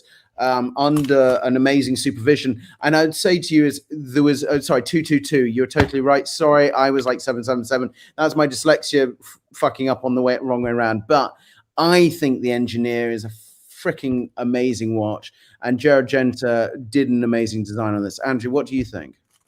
Yeah, I totally agree. If you want to go and buy something that was designed by the bloke in that era that looks like that, it's one of those, and it shouldn't be considered in any other respect to the others because it's the same. Yeah. But people still pay $100,000 for a 5711. Yeah. Well, that's think about that. And the thing is, and this is what I'm going to say is, you turn up to anything, you go, you wear it. Like I was on a plane and I was wearing this recently, and someone said, "What are you wearing? Is that a Patek?" And I said, no, it's an engineer. And they asked to take it off my wrist, have a look at it. Oh my God, I've never seen one of those. And the person was wearing a Nautilus. And I was just like, was like totally obsessed with wearing this. I was like, that is freaking cool. I mean, like, how much are they? What are they? And when we landed, he was on Chrono 24. He was on every website trying to get one. That modern version, because they make it more like the original engineer. The round this is old. But when they recently reissued it as the integrated shape, right, it was a bit chunkier. But if you still like that shape, that's a watch that you can pick up for about £3,000, the same price as they're just so dirt cheap. Yeah, and no one's jumped on it. When you've got things like the Gerard Perregaux Laureato, those are now going up in price, and the engineers aren't. Yeah. So when you look something like that, they're a beautiful design. They're a beautiful watch, and that 222 has just gone through the roof. If and when IWC release a reissue of that, I think that's going to have a knock-on effect on all of the pre-sale, on all of their pre-owned stuff as well. It's going to, if they don't, then if and when I think that you've got a visionary there. You had a visionary in George Kern that I think is doing some fucking cool stuff at Breitling. I think there's a visionary there, and that was someone, when I was talking earlier, we said about CEOs jumping out and being front and center. George Kern is one of them, and I totally forgot him not doing that. The other thing is, Andrew and Nico, you'll know these things like snowdrops and things like that are batshit crazy watches that are Jaeger LeCoultre snowdrop. You know, that I think are kind of things that are undervalued. I think that you turn up, and what I mean turn up, I'm meaning something that we're all three of us have brought something that's a different watch and something that we all want to take off our wrists and look at longer. I want to look at Andrew's watch. I want to look at Nico's watch because I love that Panda or reverse Panda dial. I love those two watches. I want to nick it off your wrist. I want to look at it and I want to understand it. And your watch, the integrated bracelet, the weight balance, all those different things, Nico, is exactly the same. That's why I brought some weird watches, is because I'm like, you've got to have watch. If you're going to wear something that makes you smile. Wear something that puts exactly. And you go, I fucking want to wear this because it's about the time you should wear it. That's it. That's like it. Saying as well, like you don't have to spend a huge amount of money for it. No. So like the great thing about the internet, which the internet is probably the best and worst invention of human history, but the best thing about it is finding out about things that you would have no idea about, being given the opportunity to discover stuff that you would have never seen. So my cheapest watch, £250. It is from the 1950s. It has a oh my God. What is Marco up to? Fucking my bastard, Marco. By the way, I will give him a proper plug. Thank you so much, brother. Thank you so much for the donation for the dogs. Really fucking appreciate that, bro. Incredible YouTube channel, Switch Watch Gang, where Marco talks a lot about independent watch brands. He owns a Hublot as well. Marco, I love you to bits, but your watch is fucking shit. Look, right? Wait. I tell you, I hope it's one of the service watches of Hublot because those things are batshit crazy. And service on the fucking dial. And it says not for sale on the dial. Yeah, not for sale, it says on the dial. It's fucking shit. And for me, I've got one of them and I love it. I wear it and it is that thing and it doesn't cost a fortune. And it is fucking cool because you can turn up and someone goes, oh, it's a Hublot. And you're like, yeah, but Hublot doesn't cost a fortune in general. I am sorry, but like, I mean, don't tell me you brought a Hublot. No, I didn't bring the service watch. Actually, I was going to bring the service. Is that the only Hublot that you own? No, I've got an whatever, one of the first ones, and that was a Jean-Claude Beaver style. It was what put Hublot on the map. It was it was kind of like you had the Frank Muller, Casablanca, and that when they first came out, they were the true kind of like. If you'd made your money, you would be buying one of those, and those were the two watches. And that for me is why, Andrew, I can't remember exactly the name of it, but it was a Hublot MMI, I think it's called, or an MM something. There was the original shape and the original design. That for me is the coolest, because it was the first integrated rubber strap into a watch, and the first time using steel and rubber together in that combination. I'm going to share one Frank Muller I absolutely love. Right, this is before Frank Muller started to use drugs. Right, sorry to say this. This was a joke, guys. Are you putting up my Snoopy? Because I hope listen about Snoopy. Listen. You put me on the bottom, so I'm like going. Right, where is it? You see, I'm actually half allergic. Yes. I'm actually half allergic to Frank Muller. That's why I sneezed. But that is unbelievable. But for me now, if you look at that, doesn't this Longines made a similar watch recently? Yeah, but even Baltic has done something similar. There's, we're getting some new brands that are coming out with a very similar design to that Frank Muller. Like the 1930s chronograph look. I mean, it's timeless, so it almost feels like it's one of those things you've got to do and you've got to master it, haven't you? Oh shit! I love that screwed back. I mean, like that. It's a field watch design in some ways. Purist. I agree with you on this. But the thing is, the Casablanca is Frank Miller for me. I think Crazy Hours is also a Frank Miller for me. This is something that I love, but every other brand has it. There's one Frank Muller I really want, right? It comes in different variations. Yeah, I think it's also the Casablanca. It's the Vegas. And I want it for one reason only, right? And then I'll sell it. I'll get rid of it. I want to be in a casino, right? On the roulette table, pushing the button, and I will play as long as it takes for the watch to be choosing the right number. That's why I want the Vegas. You probably won't be in there very long then. It's 35, 36, 37 options, you know. But then wouldn't you look at something like even the Girard-Perregaux? They did a Vegas one that had the roulette wheels on there. They had and that was a beautiful box on that. But it was I don't feel Girard-Perregaux, to be honest. I don't feel it. Motherfucker. This is my kind of like Dark Lord, kind of Darth Vader style casket. It is so damn cool. I mean, and you don't. You know what? And then what do you call that? Look at that. Look at. I mean, like, so just honestly, George, this is that watch is like, remember when Peugeot, I don't know which Peugeot this was, right? This was like Peugeot trying to make a sports car, a car that looks fast, but it's still a Peugeot and it doesn't go fast. What is that car? It's exactly that. That's that watch. Designed Peugeot, I think it was a 406 or something like that. No, it was like a two-seater fucking Peugeot. Are you talking about the Fiat Barchetta? I wouldn't. Peugeot sports car. No, it is the RCZ. With the RCZ roof, yeah. Oh. It's literally like that. That's what that watch reminds me of. You see, explain yourself. Normally, I don't get to do this on your videos, Nico. Explain yourself. What are you talking about? Let me share you. How do I share this? I can shout back at the TV now. This is the watch of the car. No.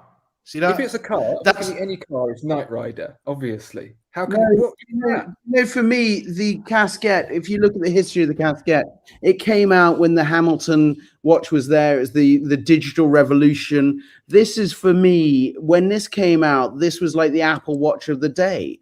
Now, when you're comparing it to something like that, I would have gone to you and said, well, no, it's literally when if you compared it to a BMW M1, the original M1 or something like that, then I would have gone to you and said, yeah, you're talking right, but you're talking shit if you say that this is compared to a Peugeot, whatever, because I'm like, what the hell? If you went French design, I mean, you could have kind of gone, yeah, there's some crazy French designs on it. But this, for me, is something like, or if you said to me, this is like the Lotus out of James Bond, I would have gone to you and said, yeah, okay, hats off. But you brought a Peugeot to something that I think this is a fucking cool watch. And I think the original was cool. And this ceramic re-edition, I think that they actually knocked it out of the park as Girard-Perregaux. But I'm going to do what Andrew was wanting to do in a nice way, is I'm going to go bullshit. I love it. Listen, you brought a Wellington boot to a gunfight there, I think. Right, I started something. How the fuck do I finish this? Oh yeah. Listen. Right. Why do I compare it with a Peugeot RCZ? Right. It looks all right. Right. It looks all right. It's all right. It looks a bit like a sports car. Right. Right. Do we agree? How far does a 1.4 engine get you? Right, exactly. So that's the point, right? It looks like the re-edition of that watch. I think it's quite cool, right? It's quite cool. It looks horrible as fuck. I wouldn't wear it, right? Personally, taste, right? And you're quirky. You've showed that with the Ploprof, but for me, it's about the combination of internals. It looks quite cool. Right? But I would never fucking drive it. Right? It looks quite cool, but I would never fucking wear it. Right? Exactly the same story. It looks quite cool. It's quirky, but it looks different on the wrist. So with a Peugeot, it looks really sporty and modern and stuff like that. And when you sit in it, you think, this fucking car dates out of the 80s, mate. There's fucking nothing inside. That's the same when you look at it from the outside, or when you not have it on your wrist and you look at it, it's different than when you actually sit in it and you actually have it on your wrist. Do you understand why I say it? Did I get myself out of it? All right. To anything, because if I recall, like it turns on when you lift your And wrist. don't compare it with a Legend like an M1. Then compare it with a fucking Z1 or something with weird fucking doors. Look, even a Z1, we could compare it to a Z1, because the interesting thing is that started such a genre of a great watch. You could put it onto that. You could put it onto so many other things. The M1, why I said the M1 is because if you actually looked at that design era, this was before that design era, but I was trying to kind of be nice and say, comparing it to a Peugeot, that you wouldn't want to be in a Peugeot. Well, of course, there's quite a few Peugeots you don't want to be in, but this watch, and why I like the original of this watch, is because I think the design is something that has challenged the watch world. And that's what I love about the Frank Muller. I love about the Giorgenta designs that aren't, when Giorgenta first came out with the AP and the Nautilus, everyone was like, they're fucking ugly. Now, the thing is that, I'm considered sometimes very ugly, but some people like me, I got married. So, I mean, like, Jesus Christ, you got to kind of feel like there has to be something out there that someone loves this shit. And I love something that may be not the most beautiful, may not be the thing, but I love putting it on my wrist and it makes me smile. And I don't give a shit that anyone else doesn't like it, because I don't care. I put it on my wrist and I go, I like this. And the thing is, when I first drove a BMW M1 and I drove one and I went, this car is so freaking cool. And I got out of it and someone said, have you ever driven a Z1? Yes, I've got a Z1. And do you? Yeah. And I fucking love a Z1, right? Camouflage. I've got a camouflage interior on it. It is a fun car, and I brought it for nothing. I brought it from Ireland years and years ago. I brought that and an SL in the same lot, and I think it was $5,000 for both cars. And I love it, and it makes me smile every time those doors go up and down. It makes me smile. That makes me smile. Let me text you something. I'm trying to buy this. The fact that Max Buser made a mechanical version of that watch, exactly. Like it's just an inspirational piece of equipment. When you look at it, you want to take it apart. Yeah, and for me, that's the benchmark. Honestly, I did. I built for Only Watch. I built a forged carbon one with a titanium back. And we only had a month and a half to build the watch. And I've got the prototype sitting in my office at the moment, but it's a brand new movement. And it's one of those things. Oh shit, this is nice. That's a very cool BMW. Yeah. Vintage BMWs. That's Alpina. Oh my God. I love Alpinas. And I used to have an 8 Series Alpina. Sadly, I had to sell it. I swapped it for another car. I love Alpina. Unbelievable.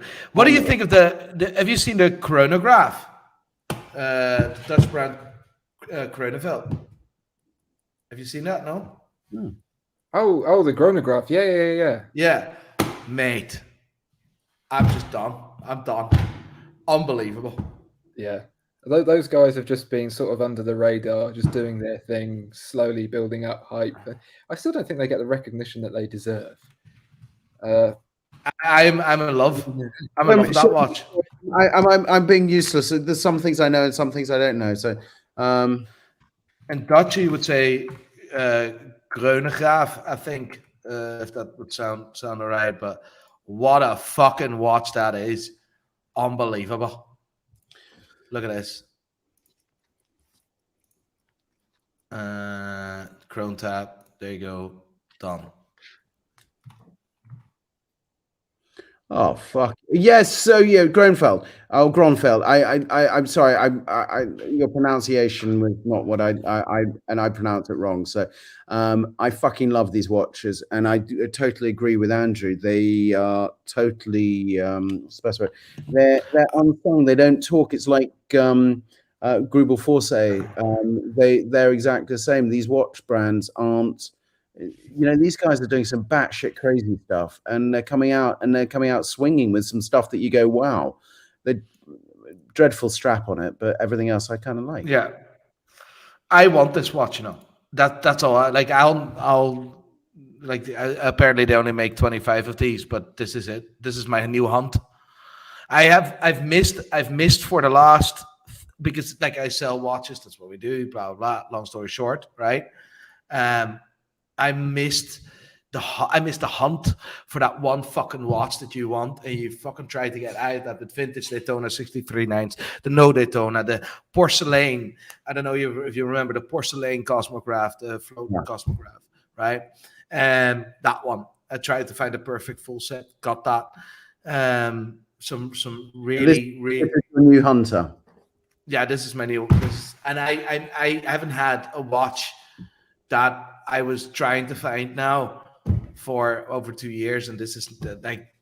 So you're basically describing how modern collectors are going. Like they're moving away from vintage Rolex because they've got them all now. Yeah, they've all kind of amassed in safes everywhere, and now it's all about these independents who are doing stuff in small runs with crazy complications and ideas, like the using the masses there to slow down the chronograph, the reset. It's just such a cool idea. And when they only make a few of them, it's very, very hard to collect. And that's what the thrill is, isn't it? That's kind of trying to get something that you can't get. It's all about hunting it down, finding it, begging the person who owns it to sell it to you, and then well, I guess then it's the next one. George, what is the one watch are you the most proud of that you've ever produced? You guys produce, customized. What is either one of them? What is the watch that you're most proud of? The most proud of, the first ever Tag Heuer Monaco with a carbon case was the one that I love the most, because it was the step that put me into the eyesight of every other watch brand in such a great way. I would say to you is each watch, customized pieces. We've got a really cool customized piece that's we're doing for a client at the moment that's matching his car, and we've just done it's a 3 purple interior subdial with some very crazy things. And for me, I always think it's the one that you're doing now is the cool one, because you're going through the experience with the customer, and hopefully the delight on his face, or the kind of, hey, shit, we need to change this, or we need to do this. So I always kind of think it's whatever you're doing right now. But you're asking about which watch, the first ever Monaco, I'd say to you is that was kind of like the first ever kind of like, that was the signifier. And then I'd probably say then we can go through each customized piece after that. Like the only watch that we just did. I love the new G-Shock that we've done. I can list everything and go, yeah, there was some really cool shit. I am enjoying where we're sitting, because each time it's challenging me, and it's always the next design, I think, is the kind of one that you need to get. This, for me, the Michelin B347, I always love single push chronographs. I'm a mono push. That was my question. Do I love the mono pusher? I fucking love the mono pusher. I think this is a really cool watch. I love the idea of it. Forged carbon, titanium. We've even got something else crazy happening later this year as well on this watch. I also love. So I designed this GMT. So Bamford London is where I'm unconstrained by brands. So I'm quite unconstrained by brands anyway. But the Bamford London gives me full flexibility of doing something where I go, yeah, this is how I'd like a watch. So GMT, I always want an internal rotating bezel, because every GMT I had, whenever I traveled, I'd knock the bezel. And so I'd be knocked out by an hour, wouldn't notice, and I'd phone home and I'd wake up my kids or my wife, and she'd be like, fuck's sake. So then I was like, I have to have an internal rotating bezel. And then a single push chronograph. I collect stopwatches, and so I always loved. I always loved monopushers. So for me, that was something I was like, we're not going to do a conventional. And then I love this kind of case. I felt very 80s in this case. So this is my kind of it kind of applies to my kind of craziness. Andrew, what do you think of this? I think it's really cool. Two dials for a chronograph, monopusher, like the blended lugs and case. Throw that all together in some. Well, we were just talking before, saying that we should get some stuff over for the channel. I think you should send some of your brand watches and some of your personal collection for us to film as well, George, because you've got enough there to keep us going for a year, I reckon. Andrew, we can have fun together. I mean, honestly, I think I'm only bringing a few today. I wanted to look. Honestly, I brought probably 30 watches, and I only got told about 10 minutes, about 2-3 hours ago. So I brought some really kind of crazy stuff. So show us some. What have I got? Oh, I've got this that I thought you guys would find quite fun. That is a Carrera steel. So this is a Ronnie Peterson. So this is quite rare, quite fun. And then I wanted to actually talk about something because when we talk about double signed watches, so you look at double signed watches and you go, hey, they're awesome. Well, Hoyer has done some of the best double signed watches. I think of the Abercrombie and Fitch, and this is an Abercrombie and Fitch. It's an old school. I've seen recently a single signed Abercrombie. That one on eBay, $8,500. Yeah, see, for me, I think these are I think if you're looking at collectibles and you look at something different, these, you think of a double signed other type of watches, and then there's loads of brands. You think of double signed. Was it not a Falchute 72 in that? Yeah, there was also, Cartier used to, so it used to be Jaeger-LeCoultres with Cartier signage on them and things like that. And I just think what I want, you asked me to bring some things that would kind of entice, excite, do things differently. And this was one of the things where I love double sign watches. I think they're kind of cool. And so that was kind of my kind of thing. I was just like, and I love where they're going. So anyway, so you asked me to show two watches. I've also brought the Bremont because I freaking love Bremont and the English watches. Oh yeah, see that for me. So that is just awesome, and that is that's just a great Abercrombie and Fitch. Great movement, great watch, and that was when Abercrombie and Fitch weren't cool, and I love it. Yeah, case is polished the fuck though, but good story. Map the shit out of the case, and you have fun. Exactly. Show me some. So I brought a Bremont, the customized Bremont, because I love the S500. I'm gonna do a tour in their what do you call it, the wing. Oh, Jesus Christ, you'll love the wing. Nick and Giles are awesome guys, and just ask them, just kind of go behind the closed doors. That's what I did. I'm one of these people that whenever I go to any watch shop, I want to go and look in the safe. I don't want to have someone saying this is what's on display. I always want to see what's in the back. I'm the worst person to go shopping at any watch brand or watch shop, because I'm just like, fuck me, I need to go and see what's in the bottom of your safe that you're keeping, because that you're keeping stuff that you think is going to go up in value. I want to buy that before it goes up in value. And so it pisses people off because I do that. So Nico, when I come over to Belfast, that I'm going to be trying to bring a crowbar and breaking into your safe to go and have a look at the bottom of the safe.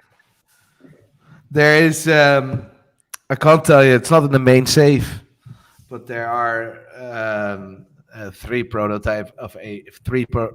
different prototype AP Royal Oaks. Oh, wow. Including the prototype of the first ever back-winded tourbillon. Back case winded, fully symmetric. I was at AP recently with a very, very special watch, which was in service with them for 2.5 years. So amazing getting to AP. You go around that museum and you go, fuck me, this is awesome. Aye. And then they wanted to charge 40 grand. I shit you not, for a service. Yeah, but it's that rare. I mean, like, Some mad stuff, some mad Daytonas. I'm But gonna say is like pucker up and just go, yes, sir. show me something else. Show you something else. Andrew, by the way, what do you think of this question? Hey, gents, would appreciate your input on the Rolex OP41. Or should I upgrade to the Rolex Datejust 41 Smooth Oyster Bezel? Well, I guess you get what you can get if you want one. Beggars can't be choosers in this instance. It depends what's available to you. But I'm going to be a little bit contrarian on that kind of question because I've never really understood why people ask for advice on what they like. Whichever you like, whichever one you put on your list and you think that one. That's the one. Like you only need to please yourself. You definitely don't need to please me, or Nico or George. So you try them both on. You see which one you like. That's the one. I agree. What works for you? It's about what the watch tells you, not what the watch tells other people. I always have a saying: is if you walk away from a shop and you're still wanting that watch, go straight back in and buy that watch. If you walk out of that shop and you've forgotten about that watch, it's not for you. Mm-hmm. You know, and that's the thing is I have this thing of like gotta want to steal it, but I think in London at the moment you don't really want to say that too much. But what I would say to you is you have that feeling you have to kind of, if you are you know, my thing is if you're still dreaming about that watch, if you're still wanting that watch, get the fucking watch. Sometimes you literally dream about it, don't you? Are you scared to wear watches in London nowadays, George? I think you've got to be aware, but I think most cities you've got to be aware. So I think, but what's been happening recently, I think, is absolutely horrific. I've been wearing my G-Shock a lot more. Yeah, because it's brand new and it's my brand new shiny object. So yes, I've been wearing that a hell of a lot. But honestly, I think, you know, any city, anything you know, there's only probably Dubai and a few other places that you have to be, you're really safe. I think anywhere, just be sensible. Don't flash too much. What is the solution? What would the solution be to this problem?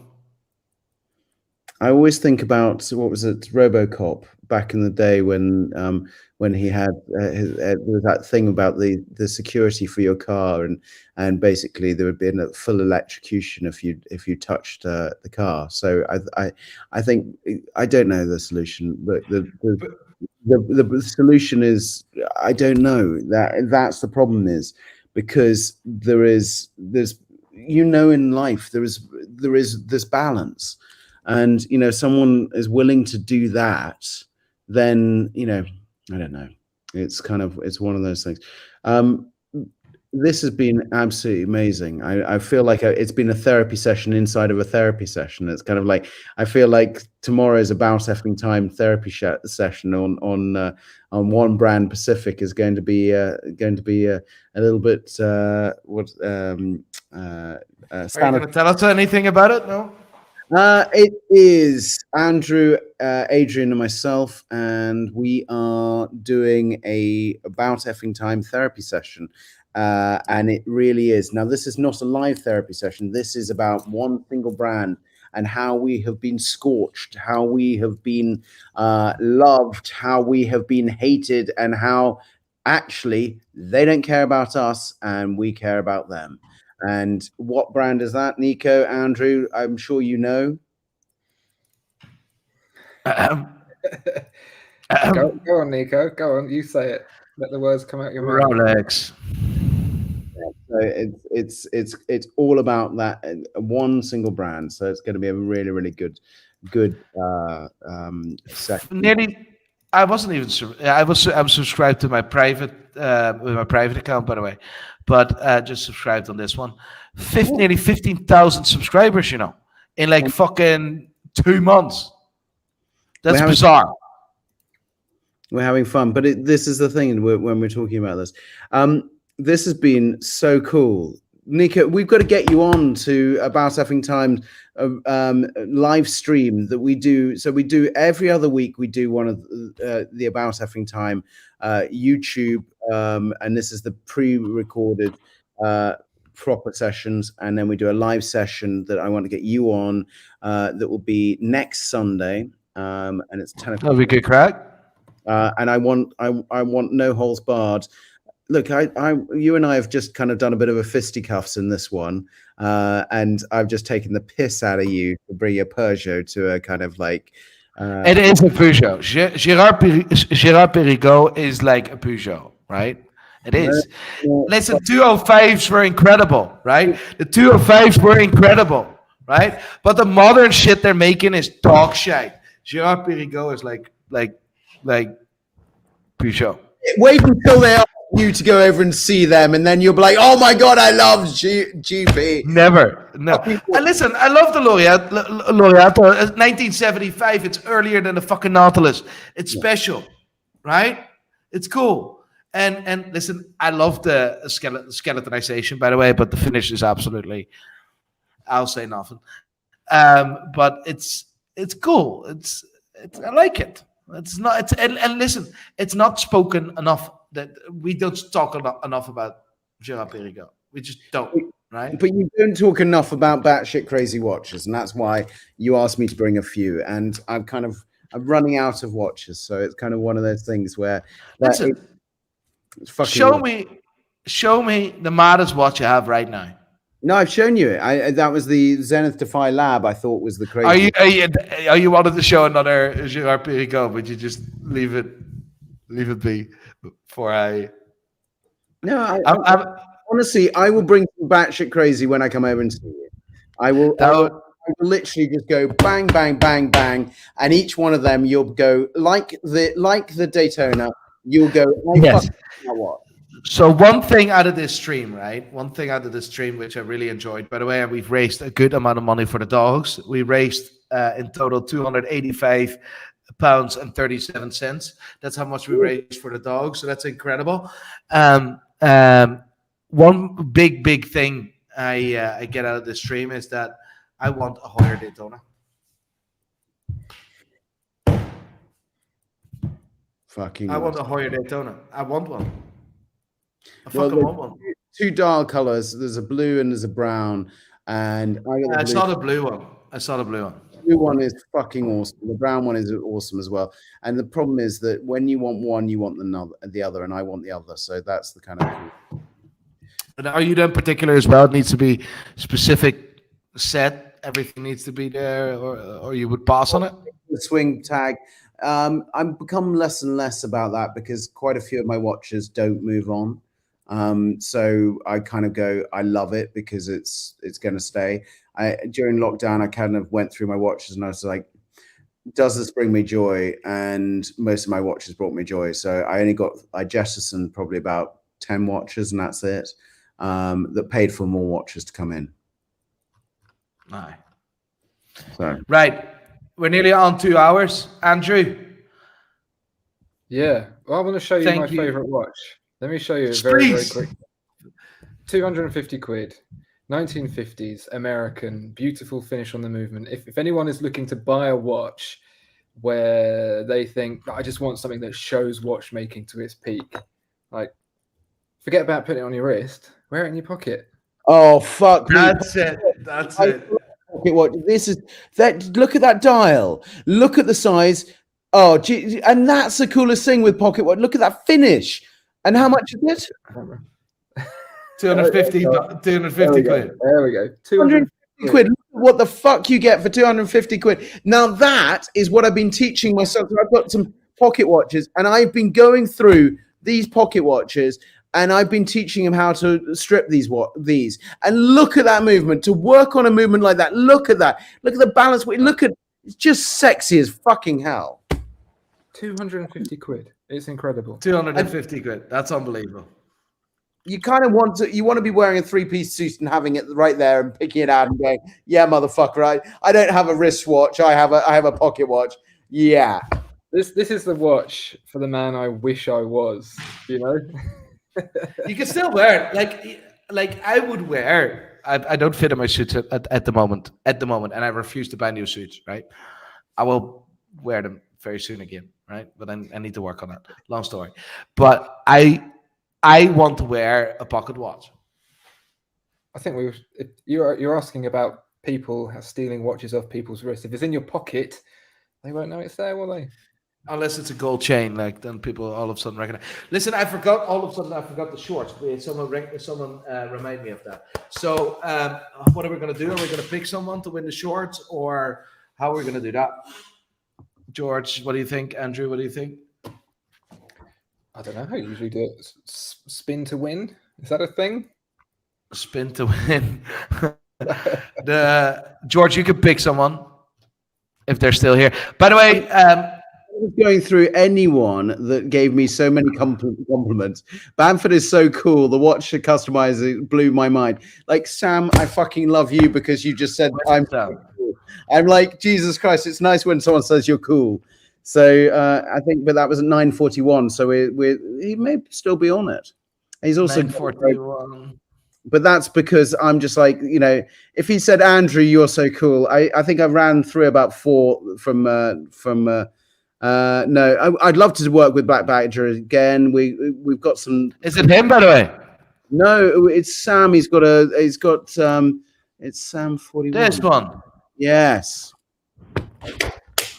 Sam, you won yourself shorts. Can you please DM me at Nico Leonard Vanderhorst? Joshua, can you put that in the chat for me, please? Thank you. Joshua's in the background, by the way. You guys don't he's not here, but he's like doing that stuff. Sam, he's here. Sam is here. Fucking right. You got yourself a pair of shorts. What size are you, by the way? This you need to say that. I only have XL anyway, so there you go. Well, Sam, you're nice on this, so thank you very much. Especially when I was taking the piss out of Nico, so it was just so nice that someone loved me. Right, bastards. Today we've raised £285.37 for the dogs. Thank you so much for your support. We're gonna put this into a new vlog very soon, where we actually show what we do with the sanctuaries. So really, really cool. You can get the shorts if you check on Instagram. It's called Watch the F. Cool color as well. They're really, really cool. So that's it. George, thank you so much for being here and being good crack. Thank you so much for showing me your Peugeot. Sorry. I loved your blow prof. I think it's fucking class. I'm really looking forward to have you over and do a really cool YouTube video. A really cool video that we haven't seen in the watch world yet. Right, so that's quite cool. Andrew, thank you so much for being here. You're an absolute superstar. I really appreciate that. I hope that I am going to have you guys on more often. I hope I'm going to do this more often. Yeah, I'd love to. Thank you very much. So, guys, I just want to show you, subscribe to About Effing Time, the best watch-related podcast I have heard to date. Really interesting, really cool. You don't back everyone is real. It's nothing really. No, you know what I mean, right? It's just About Effing Time. The name says it all. And of course, for me, very, very important. There he is, Andrew Morgan. And let me see where I do this. Here you go. Do that as well. I haven't even fucking done that. You've already. That's unbelievable, mate. 18,000 views here. Yeah. Well done. He's on fire. Oh, I don't. Have you? Did you guys see it? No, you guys didn't see it. I wanted to share. I'm not clever enough to look at anything else at the same time. So you guys are looking at comments, and I can't even see. No, I'm trying to share your thing. So here, see this? Yeah. This is Andrew. Okay. Please subscribe to Andrew, and please subscribe to, where is it? There it is. Oh, I'm the worst host in the world, you know. Look at that. 3 mad bastards. Who designed this? It was one of my team. It was the old Guns N' Roses style. I always loved that Guns N' Roses the faces, and I don't know. We just was like, we just listened to rock music before we're doing this, and Guns N' Roses came on, and we were like, it's about effing time, and it just felt so right. All right. Unbelievable, guys! Thank you so much for being here. Thank you so much for your time. Thank you everyone for watching. I really fucking appreciate that, and I hope to see you guys all soon. Good luck. Have a lovely evening, and see you soon, guys. Stay on, by the way.